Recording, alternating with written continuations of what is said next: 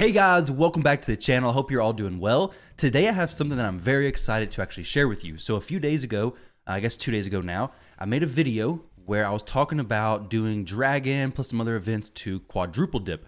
And it worked out great. We currently still have the 3x speed drop event going on. So now is still a great time to farm Dragon. Now in that video, I did some testing with Nishack and I found something that was actually very, very surprising. Nishack can solo a hard mode stage of Dragon by himself. I mean, it's solo. So basically now you're getting the benefits of soloing. You're leveling 4 food champions alongside it. You're getting a very high consistent rate. I ran 183 matches over the last 2 days. I was trying to finish out my Razzlevarg stuff. And so far this run is looking excellent. Now with this run and with this video, there was something I was kind of concerned about. And you guys can let me know what you think. But basically, Dragon 7 is the stage I'm doing. Okay, so Dragon 9 and Stage 10 are typically the ones people are probably looking for. And when you first see Dragon Stage 7, would you even click on the video? I'm not sure. So I'm debating on if I'm actually going to even include the Dragon Stage 7 in the title. Not because I want to clickbait, but because myself, I probably would just skip over the video. But I want to show you all some comparisons between Stage 25 normal, Stage 7 hard, Stage 10 hard, and then Stage 20 normal. I think the differences are going to be like, oh, well, Dragon Stage 7 hard is actually really good. And I mean, this time is also really good. Now, when I ran it, the consistent rate that I had, I'll show you as soon as this finishes. And then we'll jump in, look at his gear, and then compare. Actually, let's compare it first and then look at his gear. But I really think you guys should give it a chance because this is actually a very, very good situation to set yourself up in, is farming a hard mode stage dungeon solo. There's a few things I want to add as well that can make this gearing a little bit easier. Hopefully I can remember to do that, but it is the new Great Hall. Okay, so there we go. 1 minute 54 seconds, not bad time at all. So here are the runs that I did. So this one right here is out of 100. So I did 98 out of 100, 98% consistent, very solid. Dragon Stage 7, nice. And then I did 83 more runs last night to level up my Delagias or whatever for the fusion. I'm gonna get them to level 44, and then I'll go ahead and fuse Razzlevarg. Got like 12 hours left probably, but there we go, 81 out of 83. So overall, the entire runs be 98% consistent, which in my opinion, I'm more than happy with. So first things first, when you compare the experience earned from stage, actually, let's go ahead and show you from here because the Hell Hades website has all the information you're gonna need. So this right here is stage 20, okay? Stage 20 normal. So check this out. You have 2% chance of getting 6-star legendaries, 6.75% chance of getting 6-star epics. You get 14,454 XP and then some account XP, which honestly you're level 100, so you don't care about that. So 14,454 hero XP. That's gonna be divided by all your champions, and it's also gonna be boosted based on your XP boost, your Forge Pass, and whatever you may have. So this is stage 20. So now let's go to stage 25. I think this is stage 25 right here. I'm picking up these stuff on the top. So, okay, so stage 25 normal is also 14,454 experience. So the same experience. So if you're bringing food on stage 20 or 25, it's going to be the same outcome. So as far as the odds for 6-star legendary and epic gear, 4.1% for 6-star legendary and then 10% for 6-star epic. So comparing that, you have much, much better chances basically on stage 25. Now let's compare stage 25. If I can quit hitting those drop down menus, goodness gracious. All right, so stage 25 compared to stage 7. So this is stage 7, hard mode of Dragon. You're once again getting the exact same amount of energy, but now you're also getting a chance to get mythical gear. So 6-star mythical gear is going to be a 1% chance. Now it's a super low chance, but it is a chance, okay? Now for the legendary, 5.2, and for the epic, 10.2. So comparing that to stage 25, the epic, 10.2, and the legendary was 4.1. So on stage 7, you're getting the same amount of experience, you're getting better gear drops flat out, and it's costing the exact same amount of energy. Stage 25 is 20 energy, and stage 7 hard is also 20 energy. Now let's take a look at stage 10. So stage 10, exact same experience. As far as the mythical, 1.6%. As far as the legendary is 5.7, and then 10.2. So comparing that, 5.2, 1.2, so you can kind of see the differences here. And you guys can check out the Hell Hades website and see these stage tools info. But for me, I'm going to be farming stage 7 hard mode because it's better than the normal ones. It's the only stage that I can actually solo farm in hard mode, and it seems to make perfect sense for me. I can bring in 3 food champions, and it seems to be the most efficient thing overall. Now, let's go ahead, and before we get into the actual gearing processes, I do want to say that if you go in here, and if you're looking for somewhere to spend your arena bonuses, and you're struggling, and you're wanting to do this solo content, which I think is very worth it, maybe consider picking up some of the stuff in Dragon's Lair. I mean, the first level is going to give you plus 2% to your HP, plus 2% to your defense, plus 2 to your speed, some extra resistance and accuracy. These resistance and accuracy bonuses could literally make the difference between you having a successful run and you failing your run.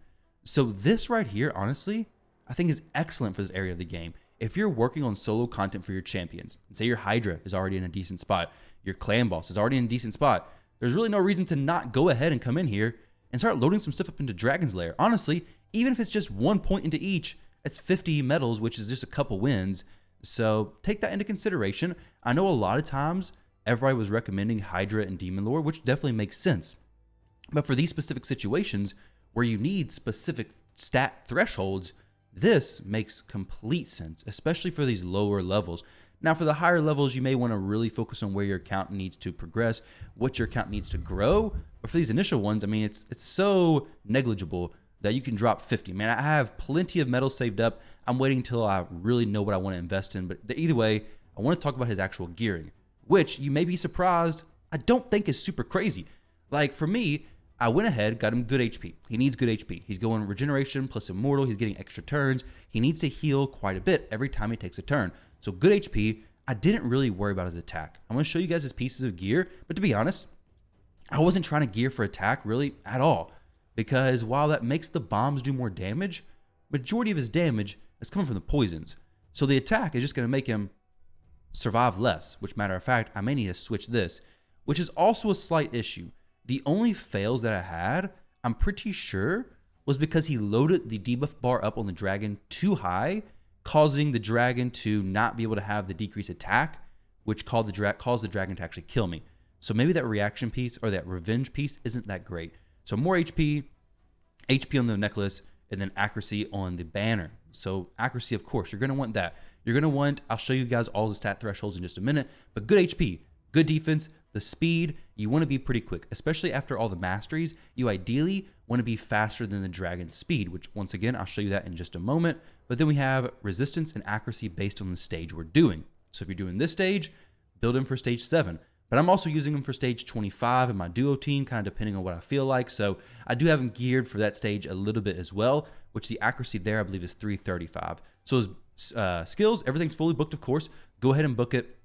The extra turns here, the decreased cooldown, very, very much worth it. Brimstone, you're building for accuracy. He's a PvE champion, so throw on Brimstone. It's going to be so good for your runs. So good. Just trust me there. As far as the masteries go, this is what I have set up. I have Oppressor. Honestly, this mastery setup is probably not the one you need. You can probably mix up the tier 6 mastery. You can probably go the Elixir of Life. You can probably go Eagle Eye. I'm not going to guarantee it, but I don't think Oppressor is what you have to have. But I do have that. So if you want to follow these masteries exactly, get this. You do want to make sure you get Blast Proof because it does reduce the damage from the dragon. Now, as far as the artifact sets, I have Regeneration and Immortal. I don't think the Immortal is required. It does make it a lot easier, but things like Defiant could do well. Defiant would be the only one that I'm confident recommending. But Immortal plus Regeneration has worked very, very well for me so far. Now, let's go into the actual stat thresholds. So we're on stage 7 right here, which is a very, very nice tool. So thank you again to Hell Hades and the team for making this. But what we have on the waves, the resistance is 133. So you need 158 accuracy to actually land your debuffs on the waves. Their accuracy is 133. So you need 238 resistance to resist their debuffs. So my idea was to hopefully resist all their debuffs. I don't think it's needed, but I think it's going to make your life a little bit easier. All these waves are poisons and some sleeps, so it's not going to be stuns and things, but it is something worth considering. Now, as far as the dragon itself goes, you're going to need 300 accuracy or 390 resistance. I'm not building 390 resistance. Doesn't make sense for me. I would need 130 extra resistance, so absolutely not. But for the accuracy, you 100% need that. You 100% need the accuracy to be at least 300, because if not, you're not going to kill the dragon. That's what I have. And then as far as his speed goes, the dragon actually on stage 7 is relatively slow. 175? I mean, look at the dragon on stage 10 hard. The dragon on stage 10 hard is 250. Where does that jump come from? Wow. Okay, let me see this. Stage 9 is 225. Stage 8 is 200. And then stage 7 is 175. That is crazy. So you could actually drop this guy even slower. I could probably put on HP percentage boots and be fine. Honestly. Maybe. Let's see. Let's see how this works, okay? He's going slow. He's going very slow now. We'll give him a shot. But this could be super interesting. Like, this means that this stage is easier to farm than stage 24 and 25, which is crazy to me. Because even stage 24 and 25, you gotta be more careful with your gearing. But, I mean, if this is the case, it's gonna be awesome. Now, granted, you will need to have a presser probably for this because of the simple fact that you're gonna be going so much slower. Let's see how this plays out. Extra turn. That is what makes Nishack so good for this. Those extra turns gets him through those poison procs pretty quickly. They get him to heal even more, which is the number one thing. And also he gets back to his other abilities super fast.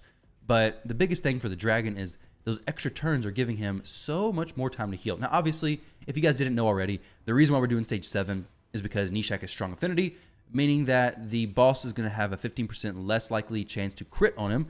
So if you look at the boss's actual crit rate, it's 15%. So therefore, the boss is never going to crit. So you don't have to worry about the random RNG-ness of, hey, we're going to get crit and we're going to lose, which is 100% what's going to happen on stages 10. If it's Void Affinity, try to solo that, you have to build for the expectation of being crit, which is never fun to do. So here we go at the dragon, 1 minute and 11 seconds. Got some counterattacks going off. Not a huge deal. But let's see how well we do this. This may actually be even better because we may be able to get our decreased attack up because he's going to be taking more turns, clearing his debuff bar more often. This is going to be my fastest run. Dang, okay. All right, I'm impressed. 1 minute 37 with much lower speed. Wow. So I wasn't worried anywhere in that run. His resistance did drop down a decent amount, so I don't have the 238 number no more, so I do need to pump that up a little bit more. But that was super easy. And he's 189 speed. Wow. Okay, so there you go. You can run him slower. The boss is 175, so just hit 175 plus speed, 238 resistance, 300 accuracy, HP, I'd say 75,000 plus.